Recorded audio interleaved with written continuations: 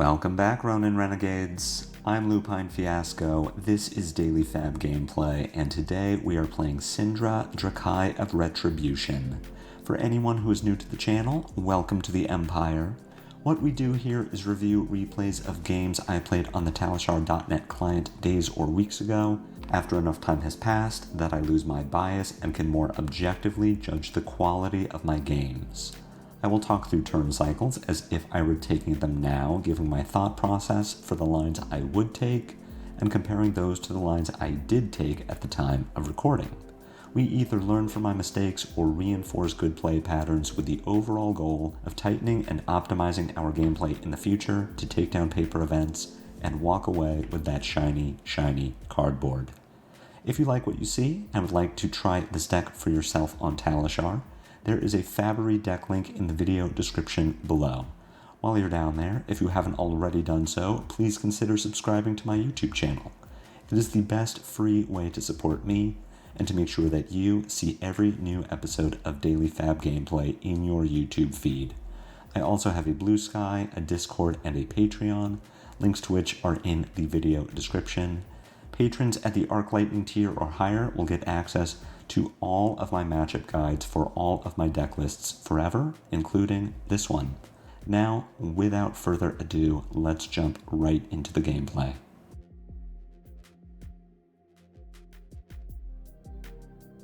I'll level with you. This is an ugly game. We get beaten badly by Siphon here. I wanted to show it because, frankly, I've been showing a lot of wins on my channel, and I do want to make sure you all know that Cindra is not this godly tier A beat-all deck, and I am certainly not that sort of player. We have our really bad games, and this is one of them. I recall thinking that this game was largely unwinnable, and so I'm interested to see if I spot any different lines of play from what I take here in this replay. I know that my sideboarding was not correct. I put 3 D-Reacts into this matchup, and I really should be on 6. I'm not playing Command and Conquer, which I really need to be playing. It's the cuts that I have to work out because I don't know that we want to go up to 66 cards against Arakni Marionette like we would against New or Arakni Huntsman. These are things I have to work out, but I do know that we boarded wrong for this matchup. Even so, I recall this being a very difficult game, starting with the fact that we lost the die roll and we'll have to go first. There are a couple things I want to do with going first. The first is pushing dagger damage with a kunai attack and flick knives, and the second is making a fealty with display loyalty. So I can pitch throw dagger, attack with my kunai, then follow up with display loyalty. That gets a block out of Arakni. I can flick knives the first kunai to deal another point of damage, and then with my floating resources, rebuy the dagger that I just threw, and probably look to Arsenal Burning Blade Dance and hold Lava Vein Loyalty in hand as a 3 block. The reason I don't want to push more damage is I don't want to give Arakni the chance to filter into stronger cards, or even fill up the graveyard for Codex of Frailty or take up the mantle. This is more or less an aggro matchup, so letting your opponent filter on turn 1 is usually a mistake. It can be correct when you have ways to go way over rate with your opening hand. Maybe if our Lava Vein Loyalty or Burning Blade Dance was a snatch, I would try to push more damage. See if I could get blocks out of Arakni on my second kunai or the Lava Vein Loyalty or Display Loyalty before I throw the snatch and see if the snatch hits, and if it does, then I've pushed damage and I get an arsenal. But my real goal here is to push dagger damage, make a fealty, and keep an arsenal, as well as prevent Arakni from filtering more cards. So we can work a second kunai into the turn. I don't know that it's necessarily correct, but we're not going to get punished for it, as in we will still rebuy both of our daggers. We get a Command and Conquer out of Arakni, which has me a little scared that there is more arsenal disruption in the hand.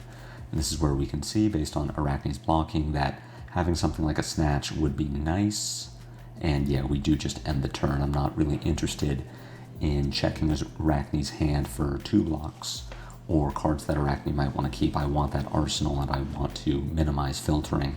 And the hand that we draw into is sort of the same problem where it does things, but the things that it does aren't really that good. Mark of the Black Widow here, we aren't marked, but Flick Knives is going to solve that problem. The other issue with Marionette in particular is that us being marked means that the Mark of the Black Widow does become a 4-power attack. We don't have a way to cover that breakpoint if we had a defense reaction. Maybe if we had a Shelter from the Storm, that would be worth using here. We could have blocked for 3, looked to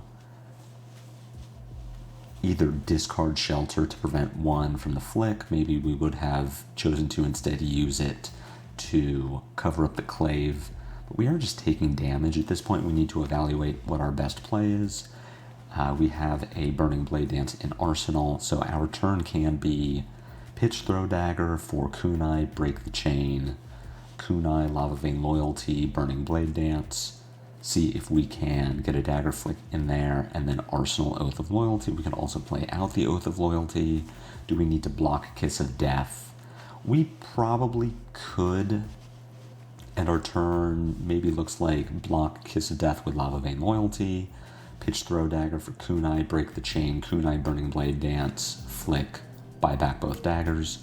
We get 6 points of damage, and then Arsenal, Oath of Loyalty. The reason we can't do Oath of Loyalty, or that I don't want to, is that I cannot dagger, Break Chain, Oath. Oath has to be my first action, and I would like to end with both of my daggers if I can.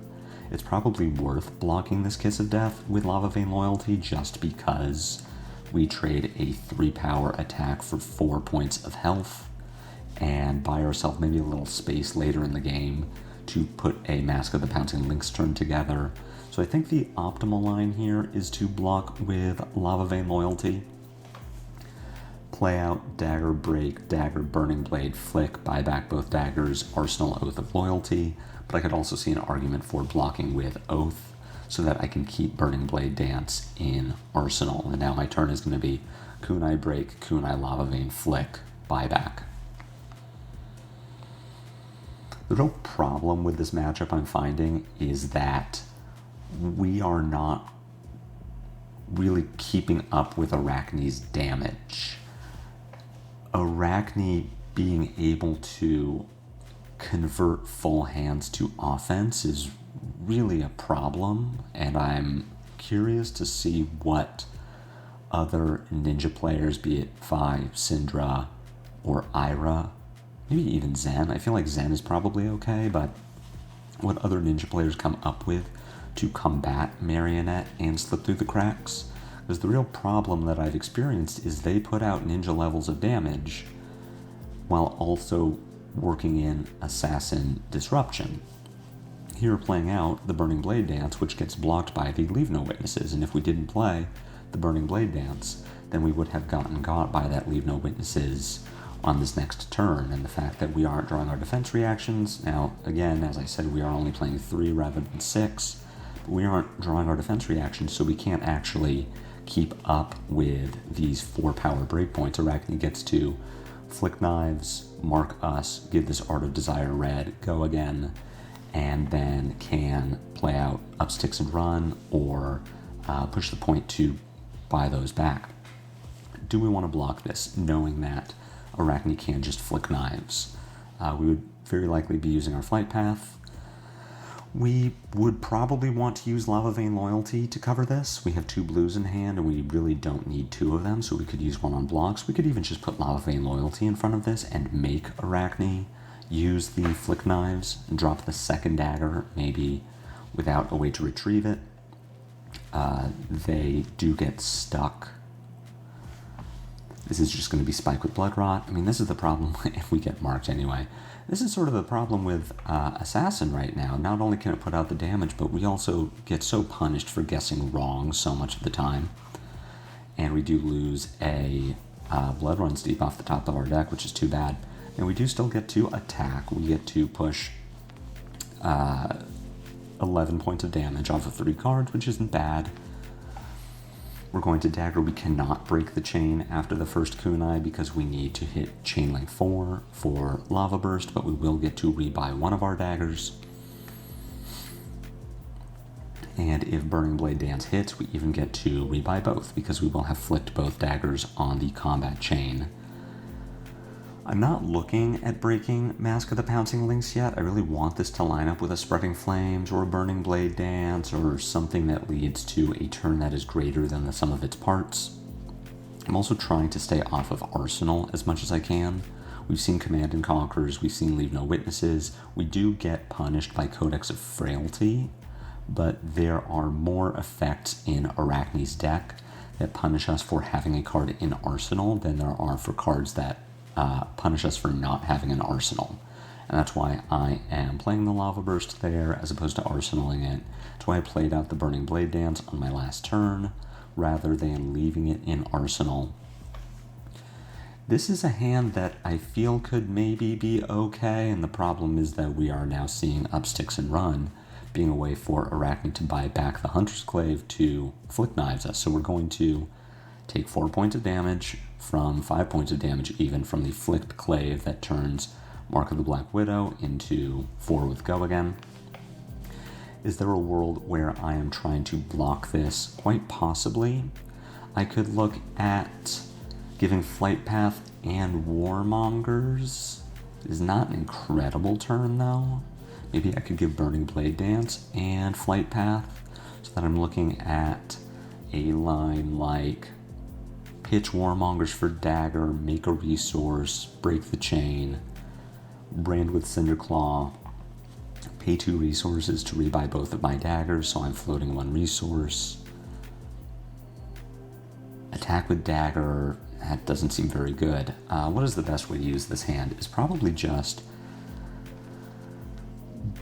brand with Cinderclaw, Burning Blade Dance, Arsenal Blood Runs Deep, so should have blocked this with Warmonger's Diplomacy and the Flight Path. But here's where we run into trouble with Assassin, where we could instead just take 4 points of damage and banish the Warmonger's Diplomacy, or we just get got by Take Up the Mantle. There's so many reactions, and without the D-reacts to play around them, we're in a lot of trouble. We don't have to lose a card, but we do instead get got by Art of Desire that draws Arakni a new card, and Arakni gets to follow up with 9 points of damage and hitting us with a mark that's going to persist until the next turn. I think we should very likely be blocking this with Blood Runs Deep Warmongers. We should be blocking this with Brand with Cinderclaw, Warmongers, Burning Blade, Flight Path, Arsenal Blood Runs Deep, and hope that we can put a killer turn together next turn, because I don't quite know what we're doing with this hand now. What I should probably be looking to do is, having blocked that with Flight Path and combo off, attacking with Brand with Cinderclaw, Burning Blade Dance, Kunai, Flick the Kunai, buy back my daggers, dagger, dagger, Blood Runs Deep, throw the daggers again, break Pouncing Lynx for Salt the Wound, and that gets us 1, 2, 3, 4, 5. It's Salt for 7, plus 2 hits from the Blood Runs Deep, so it would be 3, 6, 7, 8, 9, 13, 20 points of damage. And does not threaten lethal on Arakni, still leaves us in a very bad spot, but it at least lets us leverage the fact that we do have some space to put a 4-card hand together. We could have put a bigger turn together if we'd arsenaled the card, but it's hard to know whether the Arakni is going to have the Arsenal Disruption or not. And that is also the benefit of playing with the defense reaction, so that we can arsenal it and not be afraid of a Leave No Witnesses, because we know that we will get to play the Arsenal as a response.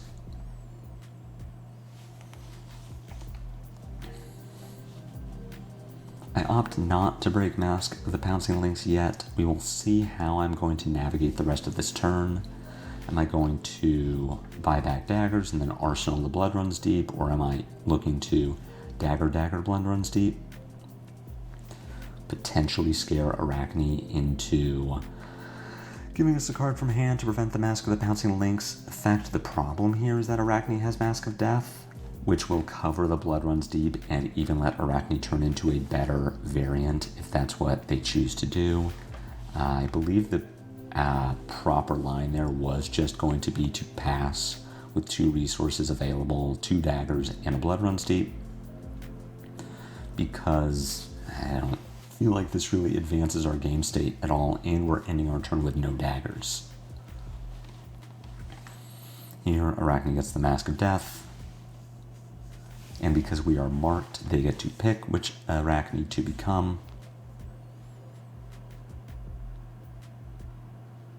I suspect it's just Black Widow, and that is in fact what we see from Arakni. If we can draw into a defense reaction, maybe we're okay, but we're still down 12 points against an Arakni with tempo, and we do find the sink below, but unfortunately without daggers, we don't have a great way to utilize this hand. So we can block this Kiss of Death.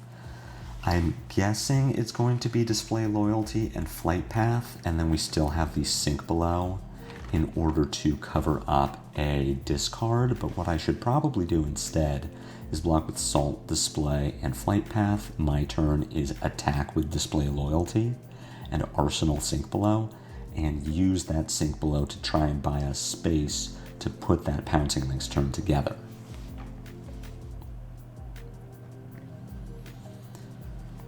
Here we're keeping sink below available to block with, but I don't particularly like that because we're not forcing Arakni to do anything. Arakni could just let the damage connect. We take 2. Arakni takes an intellect penalty, but then so do we, because our hand doesn't actually do anything. And here we would have guessed wrong again and not have a way to cover up this Command and Conquer. We would have overblocked incorrectly on the Kiss of Death and then gotten punished by the Command and Conquer.